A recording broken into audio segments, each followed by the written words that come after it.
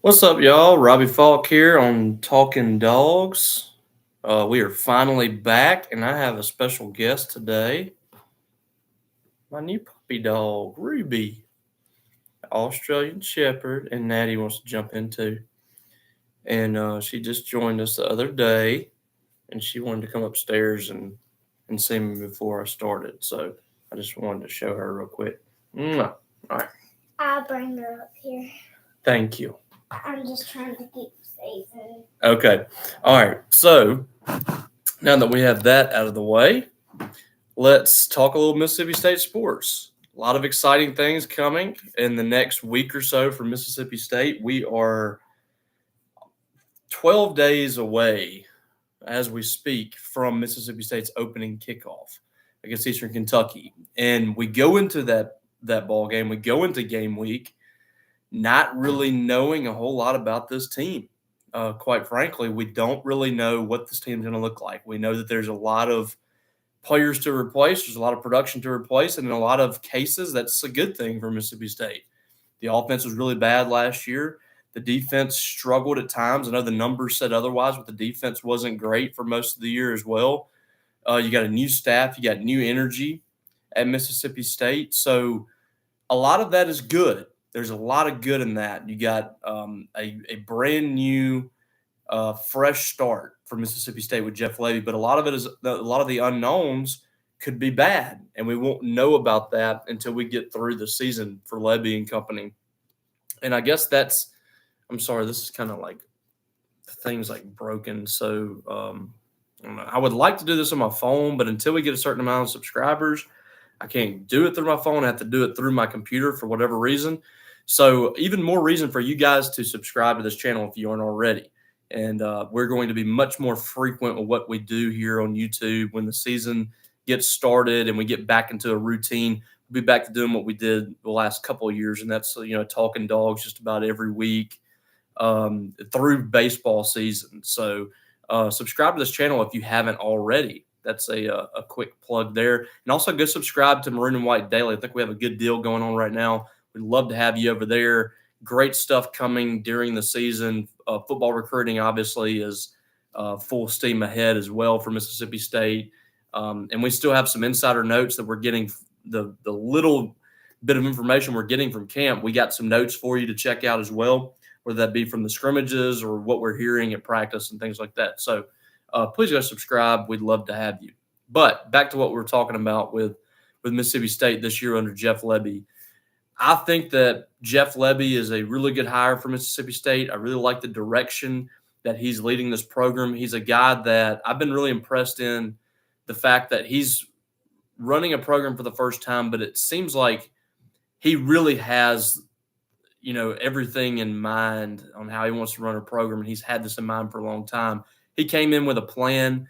He came in prepared for this position, and that's kind of what we're seeing right now with this program is a guy that looks like he's kind of prepared for this for several years, and it wasn't something that just kind of hit him out of nowhere, which is what we saw with Zach Arnett. So that's a good thing. But we won't see what a Jeff Lebby-led program looks like really until the game one.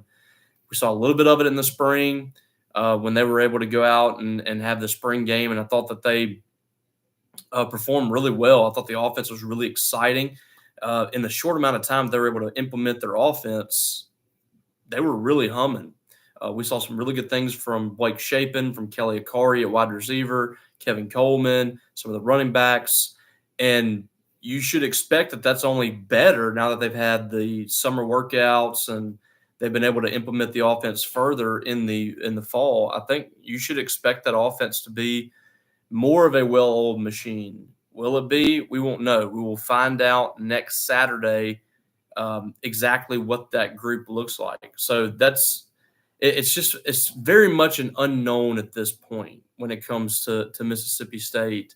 We just do not know, what to expect. Defense, offense, all that stuff has got to go through the ringer. This is going to be one of the toughest schedules in the entire country for Mississippi State. And, this is the toughest the SEC has ever been.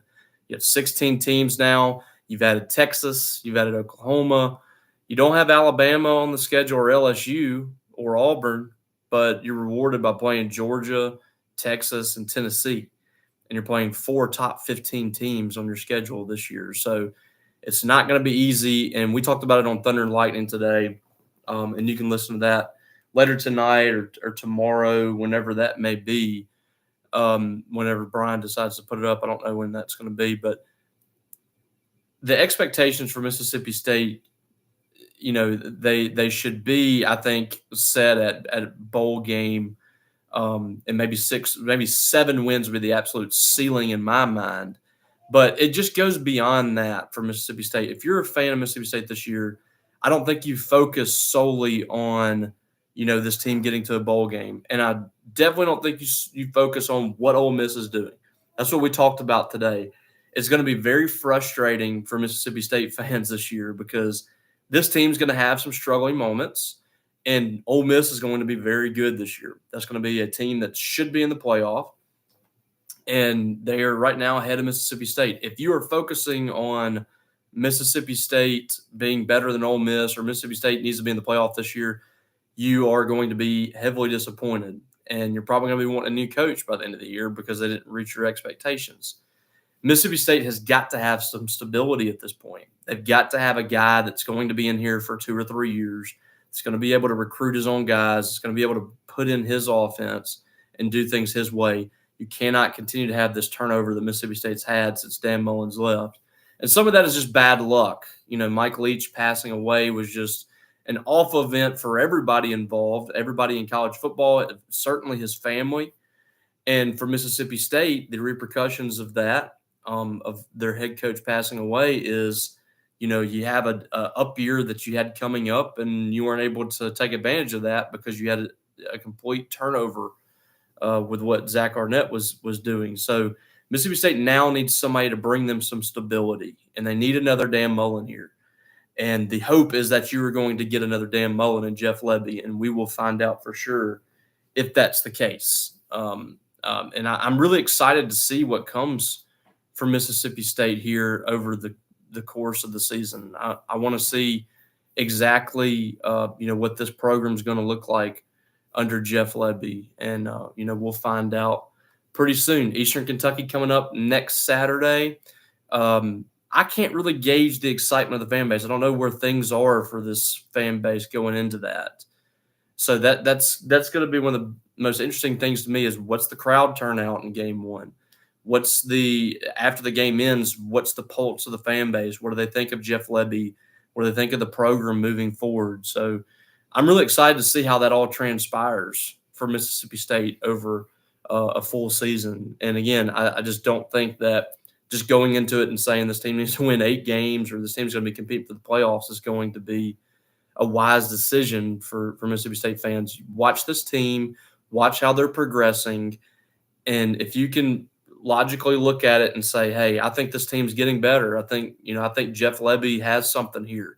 If we can just get some guys on defense or we can just get, more guys on the offensive side of the ball, I think he's going to do some good things. I think it goes beyond just the record this season for Jeff Lebby. What are you looking like week in and week out? And are you able to compete against some of these teams that you might not compete against regularly, like the Tennessees or the Georgias where they are right now?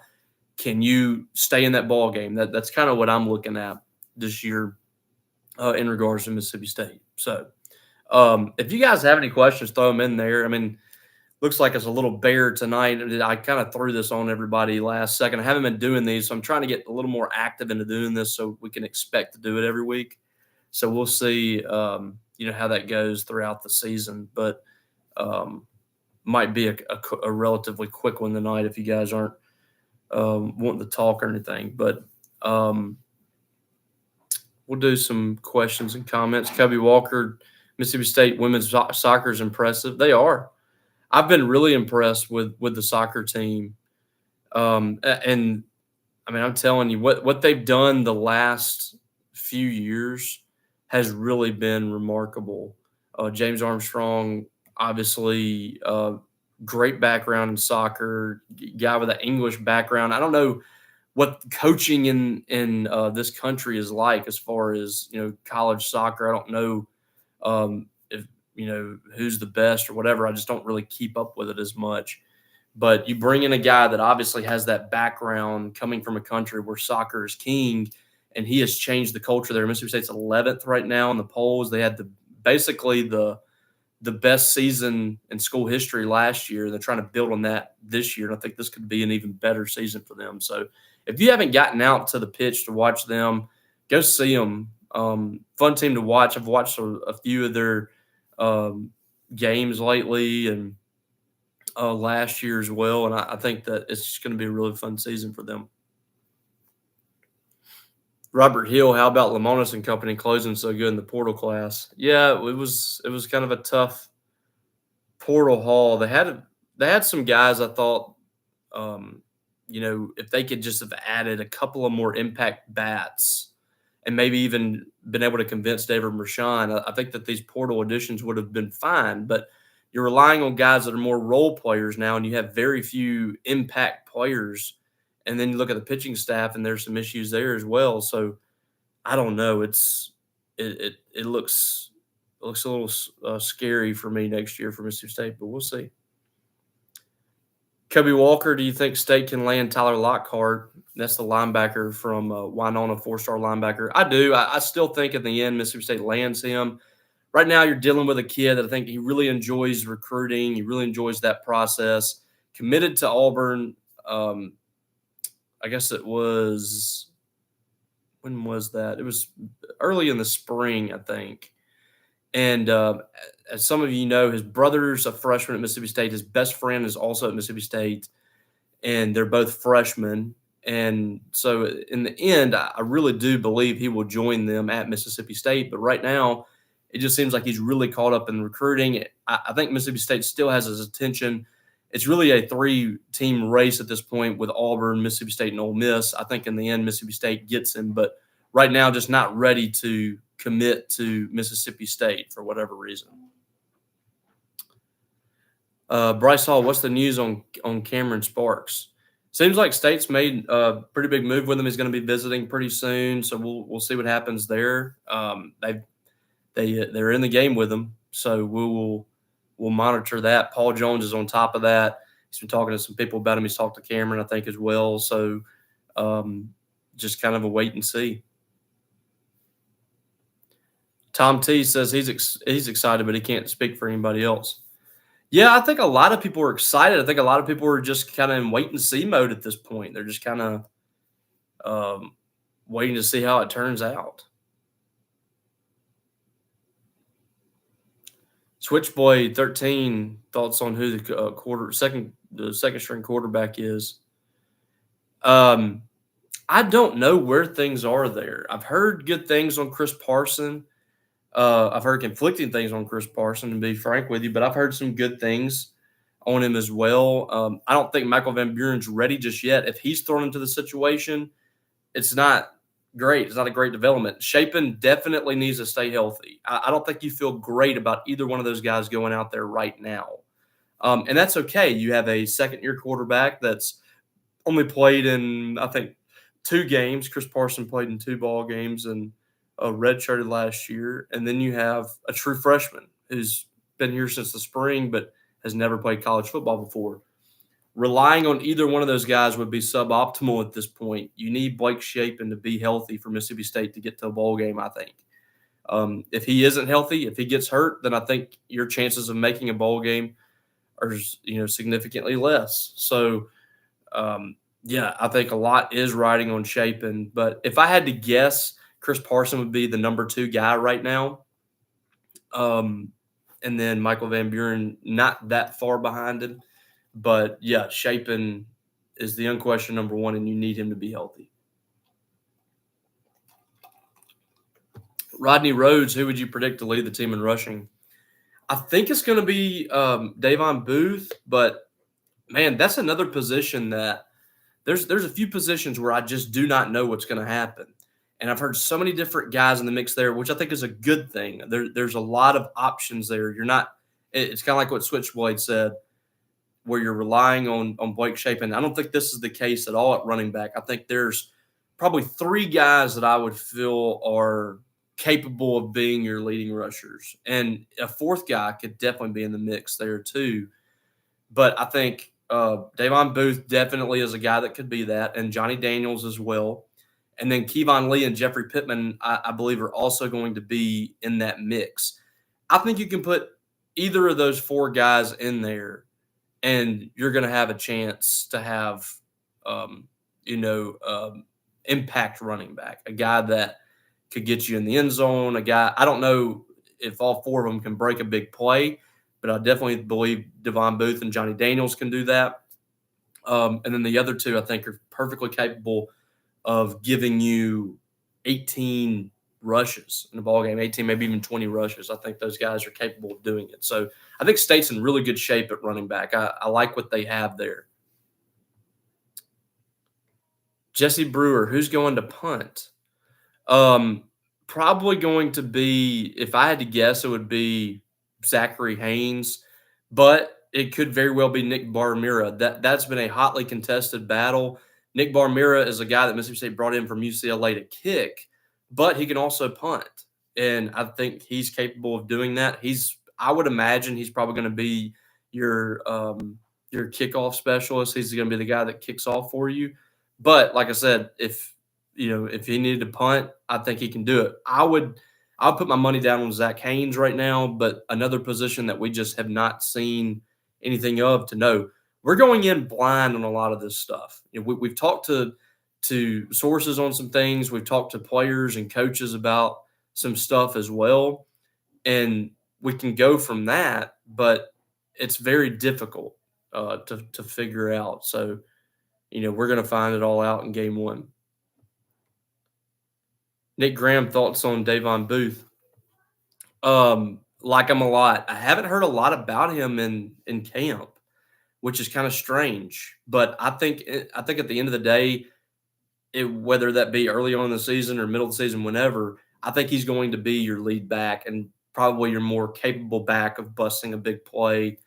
I've heard a lot of good things on Johnny Daniels, but I think Davon Booth has the opportunity to be State's best guy. Well, another guy that you kind of need to be after you bring him in out of the portal.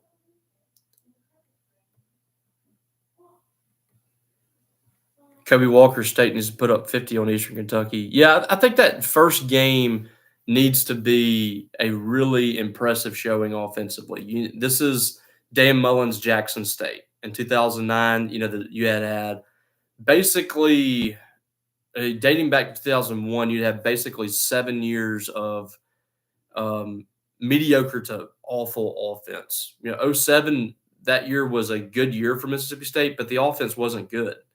So Dan Mullen comes in, game 1. First play of the game was a wide receiver pass from Chad Bumpus. It was an incomplete pass, but the whole stadium was buzzing after that play, and State came out and put up 40+, which they just didn't do very often.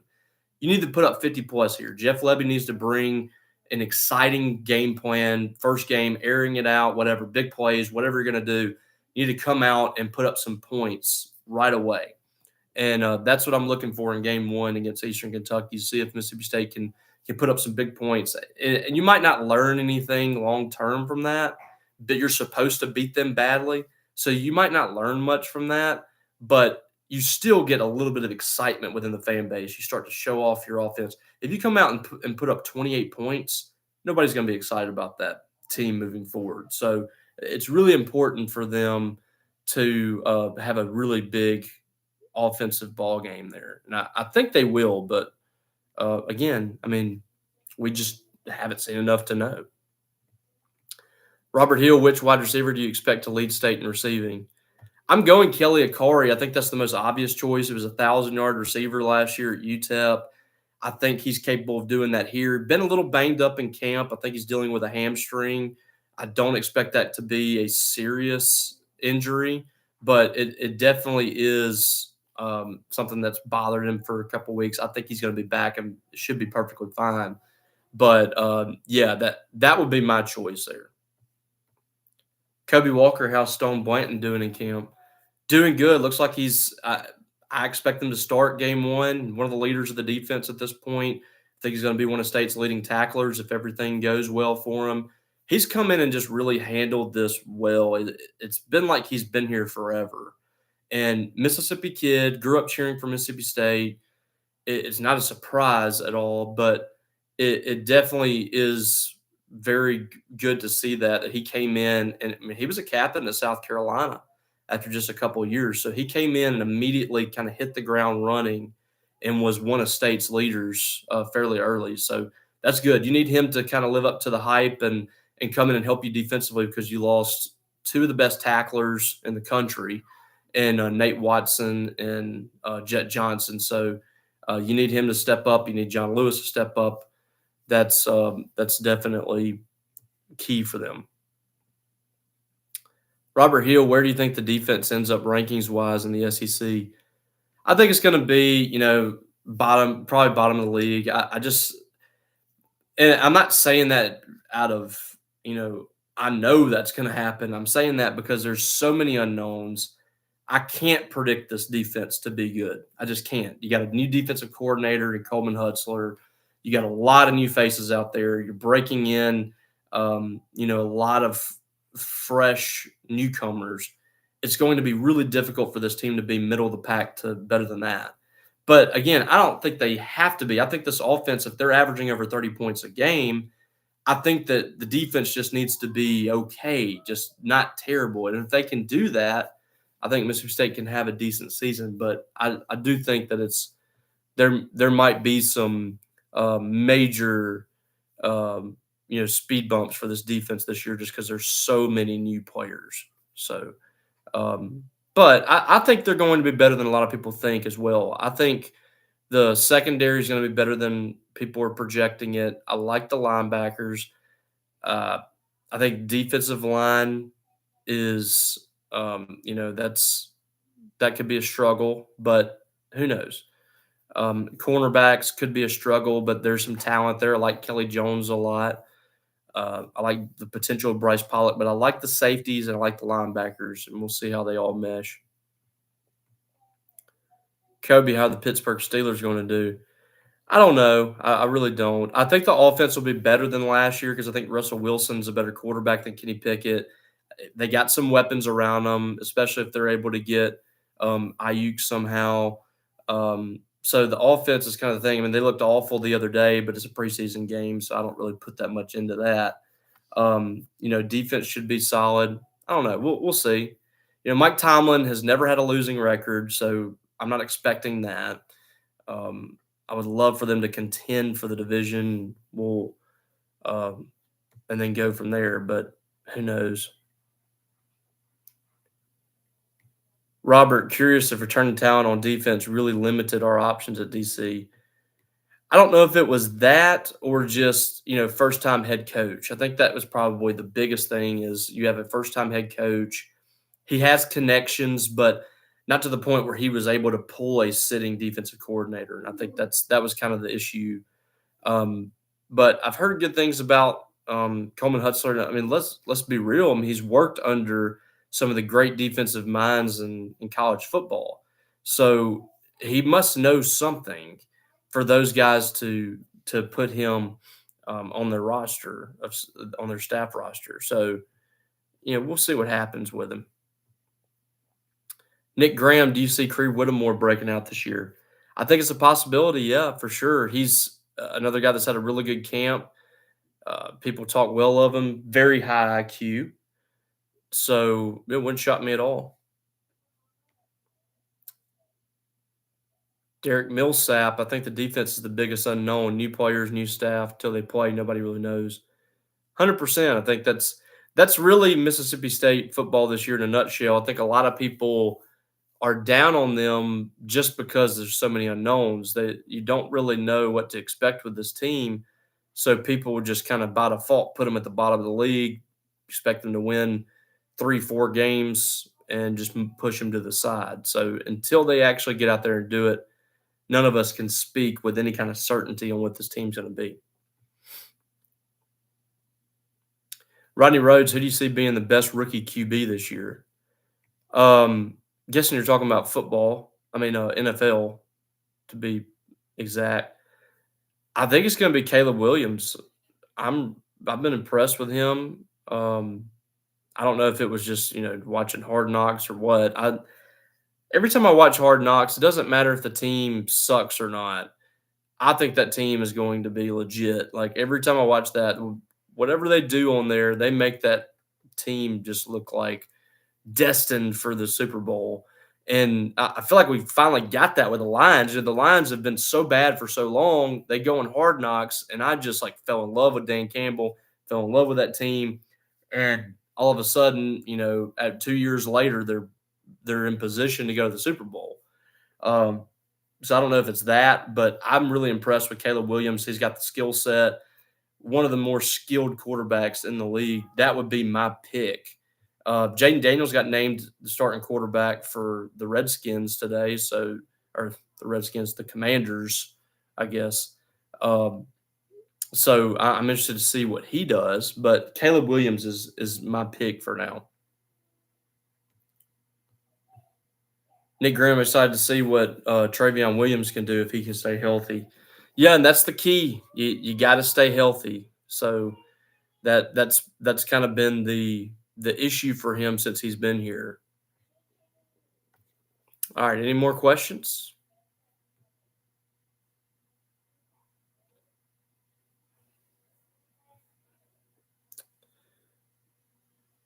Again, I'm going to try to do this every week once football season gets rolling. I guess now is the official starting point. Next week for game week, we'll come in here on Monday after the press conference, talk about what Jeff Lebby spoke about at that press conference, kind of preview the game coming up, take your questions, comments, whatever. And then for the rest of the time, we'll probably do like a post game thing, like we usually do the reaction videos, home and away. We'll do some of that, and then we'll do Talkin Dawgs every week. So a little abbreviated this week, but I expect this thing to heat back up in the coming weeks as the season gets rolling. So make sure you are subscribed to this channel. Once again, every time we do these, you will get notified. Every time we post a video, you'll get notified. And those videos include press conferences, media availabilities. We'll have some more tomorrow. I'll be at some media availability tomorrow on campus. So you want to be a part of that. Every time I post a video, that gets dropped into your notifications so you can keep up with that. So subscribe to this channel, like it, share it. I appreciate it. We're over 600 subscribers, which is great. We just started this thing this year. And, we started, if you remember, we started on my YouTube channel. I'd transfer over to On3, and now we got the Maroon and White Daily YouTube channel. So this thing's only been a year old. I had to completely start over on this. So we're trying to get back over 1,000 so we can do some more things on here. So I would really appreciate you guys subscribing if you can, and then sharing and telling your friends about it too. And then we would love to have you over at Maroon and White Daily. We have a great community of Mississippi State fans. Come join us today. We have the latest in Mississippi State recruiting every single day. Paul Jones is the best in the business. Behind the scenes, a great message board community that loves Mississippi State sports. And what I love about our community is we have insiders within our community. We have people that share information that they know. You find out stuff from those guys sometimes. Sometimes we find out things from them. So, just the most passionate Mississippi State fans that you can imagine are right there at Maroon and White Daily. So come join us. We would love to have you. All right, guys. I hope you guys have a great week. Great to be back on with you. We will be back next week for another Talkin Dawgs live. For now, I will catch you down the road.